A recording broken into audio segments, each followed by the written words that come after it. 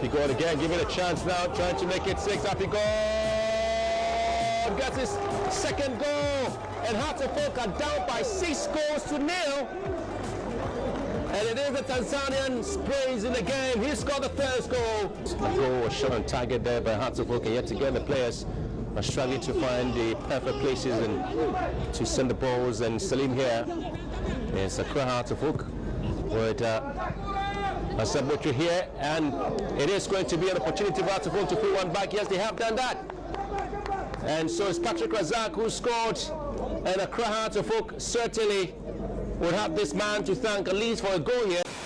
So Accra Hearts of Oak, the Ghana Premier League champions, were knocked out of the CAF Champions League. They couldn't make it to the group stages after losing out there to Wydad Athletic Club, who have made it to the finals only in 2019, won the competition in 2017, won the Super Cup in 2018, and really have made the semi-finals their doormats, a place where they can go and almost rest. Well, even though a lot of people have been talking about Accra Hearts of Oak, there's a growing feeling, an inkling right now that the performance of Accra Hearts of Oak indeed truly gives us a picture of where Ghana football is with respect to this. Aduana Stars played against the North African Giants, were not able to survive. They lost by 6-0 again. Accra Hearts of Oak tried to improve their result by 6-1. There is still golfing class between what we're doing here and what the teams who win in Africa do. So we're going to have a chat. Of course, Accra Hearts will have another opportunity in the CAF Confederations Cup playoffs. Hopefully they can make it there and show us what they've got.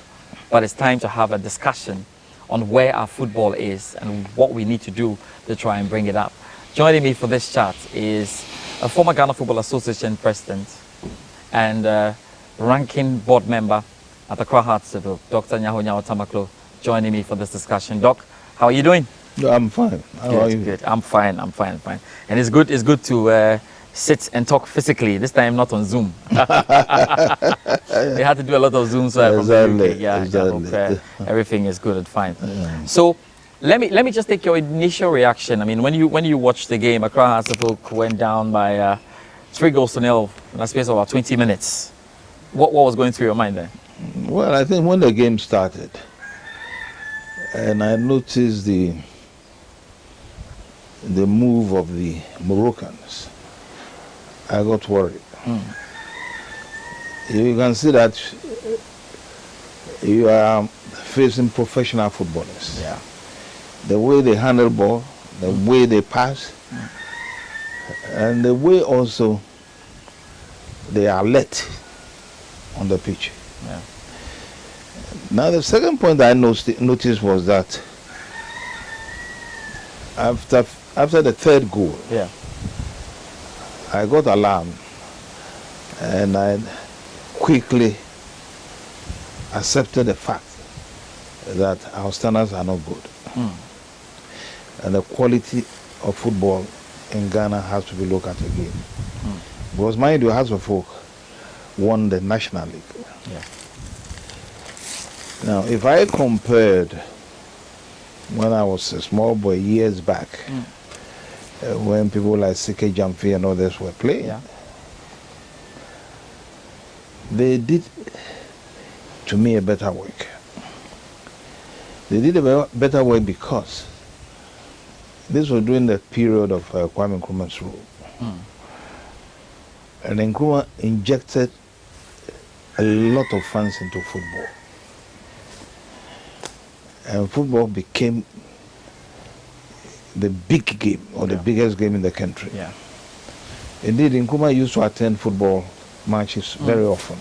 I remember in those days we played the Moroccan national team. A club also came from Dusseldorf, Fortuna Dusseldorf. Oh, Fortuna Dusseldorf. Oh, yes, wow. They were here. Wow. They were here. And I think a club also came from Spain, but I've forgotten the club in particular. We had a club also from Brazil. Yes, I remember that, yeah. We've played around, Yeah. you see. So that will tell you the level of football at that time was very high. And what I remember also was that during Nkrumah's time, the coach who started professional work with the boys in those days, I think came from Sweden. The name was Stroberg or something. And he did a wonderful job, very wonderful job. And I think when he left, that position was taken over by C.K. Jamfi. Yeah. And during the time of Nkrumah, we won the African Cup of Nations twice. Yeah. Then Nkrumah left. And I remember one interesting thing. Nkrumah was not able to present the cup and the gifts to the boys then, where it was overthrown around that period. 66. And I remember Addo Damite, who was once a Black Star captain and a key central defender, who was captain Hearts of Oak for years. Yeah. You know, appealed to me when I think Kufuor was in government that we should try and at least honor them before they die. Unfortunately, Addo Damite died a couple of years ago. Yes. Now, our third attempt, or our third winning, was under the leadership of General Kutu Achampong. He also put in a lot of money. The state put in a lot of money. And the interest of football grew. I remember very well that the players, after winning the cup, were lifted from the field, from Accra Sports Stadium, in the helicopter. Wow. That was big. To Burma camp, I'm telling you, to go and see the, what do you call, General Champong. Wow. You see, so this tells you how the state has been very eager and involved itself in improving the standards of football in Ghana. You see. Now the last one we had, or our last win, was under the leadership of Jerry John Rawlings. And that was a bit ridiculous because I think the work has been done during the Achampong era and Akufu and others. And then Jerry comes into office and we have this huge match to play in Libya. And we didn't have the money to fly the boys there. So Libya has to send a plane all the way from Tripoli to Accra, pick the boys there, and we went and defeated them. Wow. And they never forgive us. Yeah. They never forget. I remember it was so beautiful. I think by then Abede Pele was among the boys who played. It was a beautiful match. And they came down. I remember the time they arrived, the Air Force, met them somewhere in air and guarded the plane down. I was then at the Polo Club where I was a member in those days. And it was so beautiful to see the jet fighters at the size of the aircraft and let them, to land. Simply emphasizing how important football was to the government. Absolutely. Let's take it from your time when you were the Ghana Football Association president, because I'm looking at it, and when we have had these discussions, I think even at Joy Sports, anytime we have had this discussion, we have said three main things. We've said there's a lack of investment from the government, from the clubs. We've said that we do not have the quality in terms of the players. And then the last part is that we don't have the consistency because our players are flying out and everything. Exactly. So let's tackle it from one, government subsidies or government input into making sure that football is stable. We've just spoken about these wonderful heads of state who were interested in football. The last time we had anything good on the continent was when Accra Hearts of Oak and Kumasi Asante Kotoko played in the Confederations Cup final. Luckily, that was under your reign. Exactly. What were some of the key things that you think worked out then in 2004 that is lost when it comes to how government, has to put in that kind of input to ensure the clubs are doing well? I think under the administration of J. Kufuor, he did a similar thing. Kufuor put in a lot of money. In fact, under Kufuor's administration, the boys started receiving their allowances in dollars. Because I discussed it to Kufuor. And said, why not? We can do that. Well, by then the economy was good. And then Kufuor also allowed the boys to stay in 5-star hotels if they travel. Now, even in Ghana here, when they are here, they used to stay at the beach hotel somewhere at Labadi. You follow me? Now,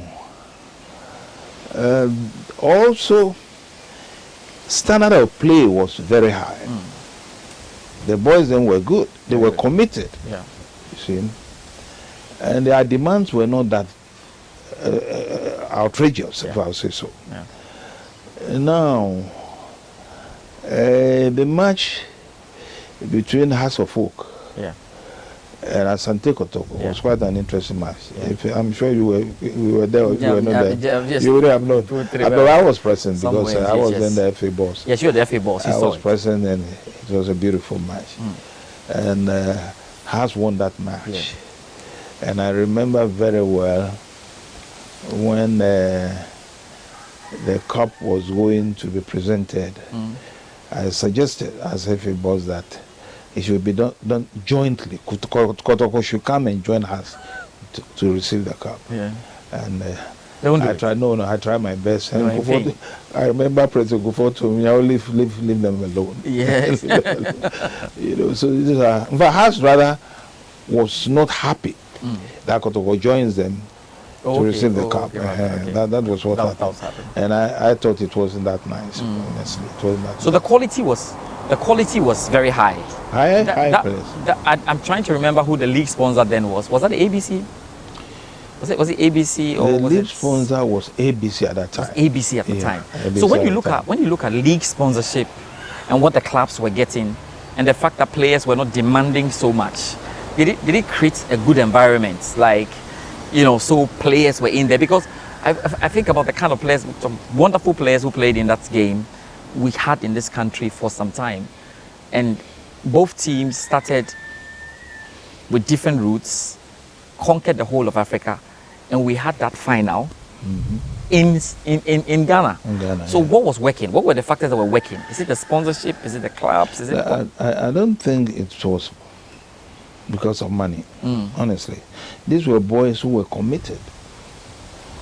They were committed to their clubs, and they were committed to the nation. You follow me? Yeah, because I mean, them at that time were peanuts, but they played their hearts out. If you watch that final, you see they played their hearts out, and they were able to get to the level that they got to before they played the finals. You see, now we saw the same thing happening during the era of Kwame Nkrumah, where players virtually are given nothing, but they excel. And I'm telling you, Brazilian club that came here with Pele, I remember very well. I've forgotten the name of the player. Pele was so impressed about the player. And there's a picture, you see the two of them. Is it Badamosi? Badamosi, yes. Yeah, that's not the register man, Badamosi. Badamosi. So you can see that we had very intelligent footballers here. You follow me?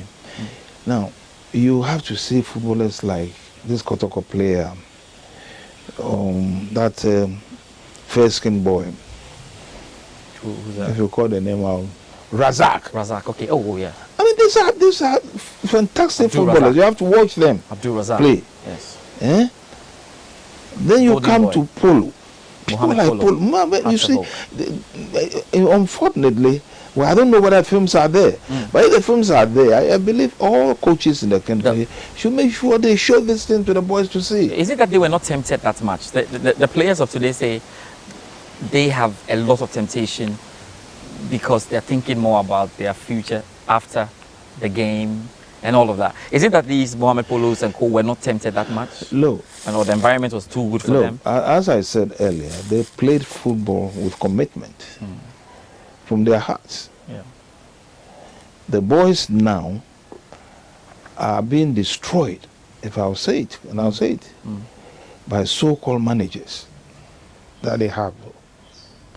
These managers are just after money and nothing else. So these young boys don't get matured. They really don't gather the experience, and then they are sent out. Most of them go out. They don't get good clubs to play for. And if they did, many a time they are just bench warmers. You follow me? And these are very worrying things. And I think it is time the FA really took a good look at it. You follow me? Yeah. Because if they are not careful, it will destroy football in this country.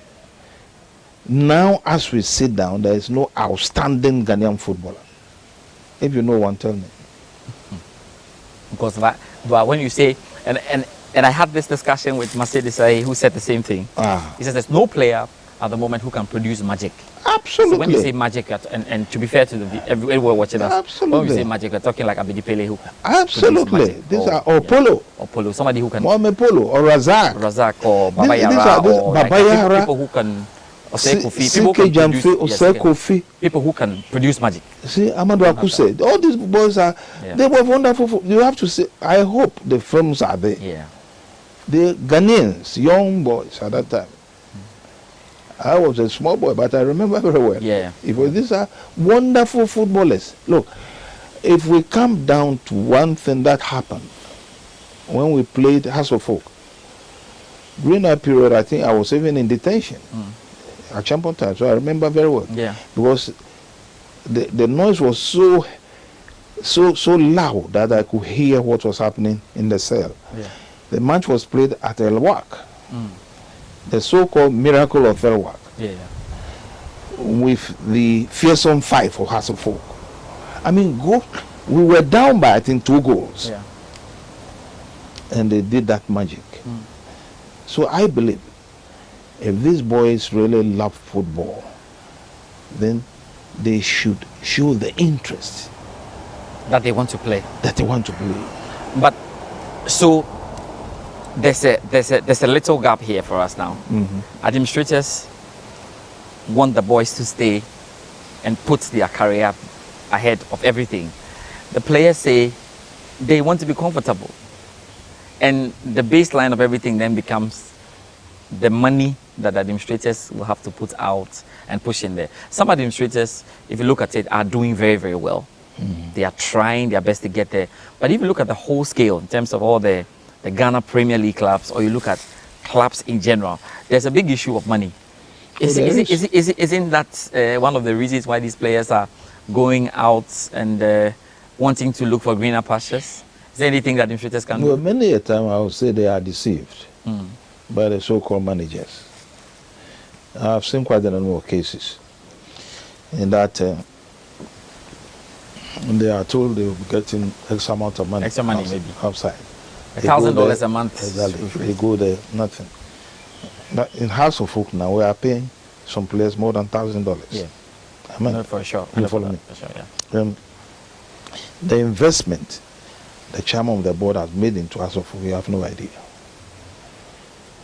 It's a big investment. As I talk to you now, if you go to Pobiman, what you see there, you won't believe it. Yeah. You follow me? Yeah. Yeah. The land has been there. We bought it years ago. In fact, we bought it after I left. No. Yes, we bought it after I left as chairman of House of Folk. No, that's long. Long ago. And it was lying down there fallow. Yeah, that's until long. Recently we decided to develop it. And work is going. But for the rainfall, which have been disturbing the progress of what you see, that you won't believe it. If you like, you take a short visit to that place and see. Yes. And then secondly, we now have our own commercial office. You follow me? Because football really must be commercialized as is done in the civilized countries. Yeah. We've got an expert in that. You follow me? And then we are also going to bring down our present secretariat and come out with a 4-story glass house there. It will happen soon. You follow me? Now, so you can see the level of investment that the board chairman has put into this. All he wants, all we want as members of the board or even administrators of House of Folk, supporters, is for the boys to come out with their best. Because they are being careful. I can say here that we don't owe any player as I speak now. Yeah. There's no outstanding, what do you call it? Arrears or anything. Or salaries. whatever. And when they travel, Packages, they are well whatever. looked after. Yeah. They stay in comfortable hotels. So you see, at times it becomes a big of a problem. What is really happening? Is it because they don't take their time to study? Or maybe lack of proper training? But if you watch the Moroccans, I mean, nobody will tell you that this happened. And they were relaxed. That is what really surprised me. Yeah, but they have experience. They've been playing this for a long exactly. time. That's what. And They've been together for a long time. One important, you can say they've been together for a long time. Yes. Now, one thing that I think we should have a look at is our league calendar. We are always late. Now, this we have had, I think, about 6 matches. 8 matches. 8 matches. They even played a competitive game on the Thursday. Look at that. Hot game on the Thursday. Look at before that. They played against. So you can see that they blend beautifully. So these are some of the things definitely we have to touch on. So and I think that in that part, the calendar matter is definitely a responsibility of the FA. They have to look at it. Yeah. Because we are the only country that I know in football that we are always late. Yeah. Always, and that affects of course the boys. Match fitness match fitness, bringing them up to speed. See how competitive they can be. It's clearly a problem because and again, so some were calling for maybe the FA putting together a competition, but that one has its own rules because some clubs may not want to play ahead of the season. The season is starting, they may not be interested. But the league itself is the best thing. The league is mandatory, so if you play an opponent, it sharpens your skills and everything. So the design. Doc, everybody watches this Accra Hearts of Oak team, and it is on the lips of everyone that this is a good team Hearts is putting together. I mean, Mohamed Alassan, Robert Addo, Vatao, Radio Vuka, Dechi, Nete, Salif Ibrahim, the players that you have added to it, likes of Salim Adams, Suraj Saidu, Benjamin York. These are fantastic youngsters. The hope for everyone is that Hearts can keep them for maybe 3 years or 4 years, like Hearts did in the build-up to winning the Champions League in 2000. Now that is the challenge for you. Yes, yes. And in this challenge, you have to mix keeping their heads on, keeping them happy, and making sure that they are okay. How are you planning to do this? Because I've spoken to quite a number of the board members, and you are clear on a project. How are you hoping to make these boys happy so that they don't leave the club just in it?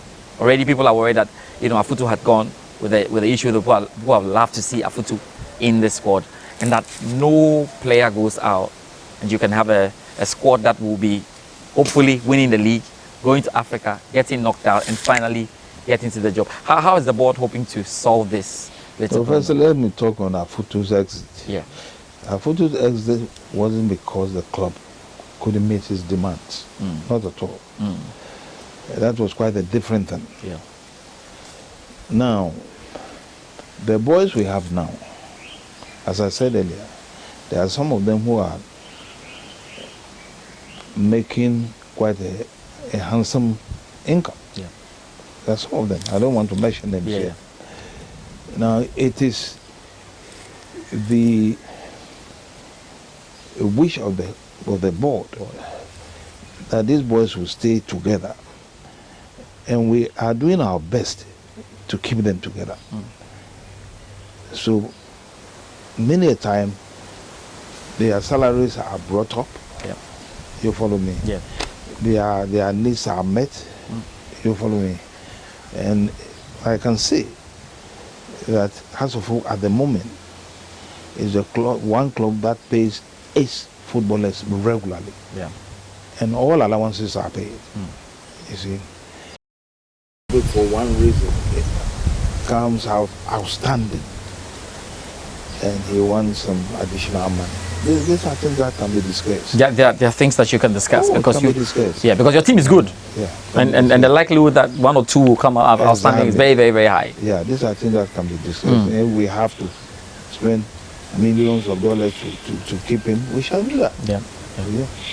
And I just heard that one of the players of WAC Yes. was bought recently for about $1.8 million. When we get to that level, and of course he was an exceptional player. Exceptional player, you can see. He's banging in goals for them. Yes. So if we can get such a player amongst us and he wants $1 million, we have to look for it. Would the board be looking at buying players who have won the Champions League before, or players who have played at that level before, to augment the squad that you have at the moment? I think it all falls into, and maybe give us the reason why Awaku was needed somehow, because of his Africa experience. Okay, yes. Somehow that is not coming in. Exactly. Would you be tempted to look outside Africa? I mean, outside Ghana, to get players who are at that level to beef up what you have? Yeah, I don't know what we have now. The players we have now, if they are they're good trained enough. properly, yeah, they are. You see, there are a lot of things that we don't have in this country when it comes to materials, training materials. Yeah. We really don't have much, because some of the balls, when they are kicked, the way they curve into the goal, I mean, these are things that are practiced regularly. Yeah. They are practiced regularly. So I would rather say that we should look for such materials and make sure the coach works on them so that the boys will be able to practice. You can see. Yeah. You can see. Look at the free kick the boy took. Yeah. I mean, nobody expected a carpet shot. Yeah. Nobody.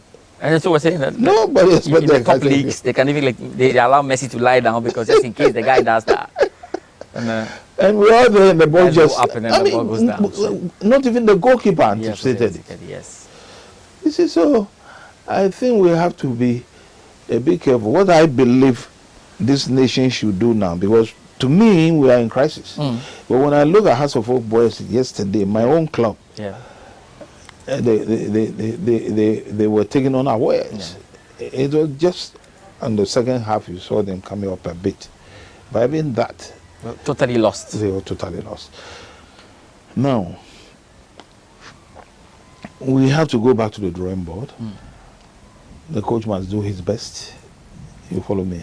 Yeah. And in all areas that has to be put right, must be put right. Yeah. And we must know that we are playing competitive football. Yeah. Not just football for a joke. You follow me? Yeah. Now, if we are able to acquire some of these equipments that is used abroad for the boys to practice, and the practice must be continuous. I mean, free kick, one goal like Salah, another take free kick, or penalty. He had practiced 1,000 times. Yes. But we don't have access to this. We don't have access to this equipment here, and that's a big blow. You see, because the match we lost yesterday tells you exactly the level of football in Ghana now. In Ghana, yeah. We are not doing well. Yeah. We just talk. We are not doing well at all. We are not doing well. Yeah. And when I watch our match with South Africa recently, that's the Black Stars of South Africa, Yes. that even confirmed that. Yeah. And the worst matches that I watched recently was our match with Ethiopia. Yeah. At the Cape Stadium. At the Cape Stadium. Yeah. No, the match that we played in Zambia, to me, we were lucky. The Zimbabwe game. In Zimbabwe, rather. That we were, free kick from Thomas. we Partey. were lucky. Was it not 1-0? 1-0, just 1-0. We were lucky. So you can see that the whole structure has to be looked at again. There's something definitely wrong with football. We just have to get in. What is your frustration at the Ghana Football Association? We're about to start a league on the 29th of October. That's supposed to be on Friday. This coming Friday, the league is supposed to start. We still do not know about a headline sponsor. We don't know about a title sponsor. That actually means less money for clubs like Accra Hartlepool. Yeah, that's disturbing. You are playing in the Confederations Cup. Traveling on the African continent itself is very, very complicated before the boys arrive. It's the kind of money that you have to put in. How frustrated are you that you haven't heard any news of of a title sponsor and maybe some money at least to cushion what you're doing so far. You are talking about the national team. Yeah, the national. I'm talking about the National Ghana. football. I'm talking about Ghana Premier League. Yeah, exactly. Let's say that we have a sponsor that has come in with a huge amount, be $2 million that every club is going to get at least some $800,000 or something. It's a bit disturbing. Yeah. Very disturbing. Let me be frank with you. Now, we all had hope that this new administration will be able or will be in position to get investors into the game. I'm always surprised that nothing has come till today. Of course, investors want to make sure that when they put in their money, they can get something out of it. Mm-hmm. They might have watched the level of our football, and they know that we are nowhere success at the moment. Mm. They know it. You follow me? So I think the FA itself will have to get up, work seriously now, and that can only happen if they see to good pitches. Mm. I'm talking about fields. Yeah. Most of our fields are useless. So you can see that yesterday it reflected on the match of the play, because our boys are not used to these things. Yeah. We might have kicked the ball so slow, but the ball runs faster. Yeah. So most of our passes went to the wrong people. That's right. You see? So these are the things the FA should have to say to that. Mm. The FA also must make sure that structures that are needed to build football in this country are put in place. Mm. You see? And they're going to go out now seriously to look for investors. Yeah. It must be a job that they have to do themselves now. Mm. You see, because if they just sit down and they think the investors will come, they will never come. Yeah. And that is going to reflect on this new league that we are going to start. Right. But there's no money. Yes. Let's just wrap it up, and I'll just touch on a few things. Let's start with Hearts of Oak still have a chance to play in the CAF Confederations Cup group stage. So there's going to be playoffs. I've had a look at the teams in the pots that Hearts are going to play against. Pyramid, JS Kabylie, Al Masry of Egypt, Cotton Sport of Cameroon. I don't know if CS Sfaxien of Tunisia. Those are good teams. The chances that we are playing against the North African side is really high.